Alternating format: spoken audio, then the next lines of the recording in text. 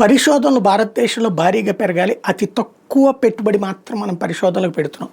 మొన్ననే మనం మాట్లాడుకున్నాం. ఈ మధ్యన గతంతో పోల్చితే కొంచెం పెరిగింది. ఇప్పుడు టాప్ 3కి వచ్చాం. కానీ పై వాటితో పోల్చుకుంటే చాలా వెనక్కి ఉన్నాం. టాప్ 3లోకి మాత్రం వచ్చాం. తాజాగా భారతదేశం పరిశోధనల్లో కూడా ప్రపంచంలోని 3వ స్థానంలోకి వచ్చింది. ఇది కేవలం నరేంద్ర మోడీ వచ్చాక సీరియస్గా దృష్టి సారించేసిన పని. పరిశోధనల్లో చూస్తే ప్రపంచంలోని హయ్యెస్ట్ చైనా 56,66,368 పేపర్స్ పబ్లిష్ చేసుకుంది. అది ఇది రీసెర్చ్లో. Second place America 53,21,741. థర్డ్ ప్లేస్లో ఇండియా 17,41,684. తర్వాత ప్లేస్లో జర్మనీ 14,22,932. తర్వాత ప్లేస్లో బ్రిటన్ 13,07,722.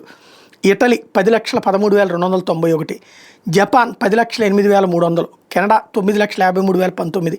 ఫ్రాన్స్ 9,26,620. ఆస్ట్రేలియా 9,20,682. ఇవి టోటల్గా పరిశోధనలకు సంబంధించినటువంటి రికార్డులు.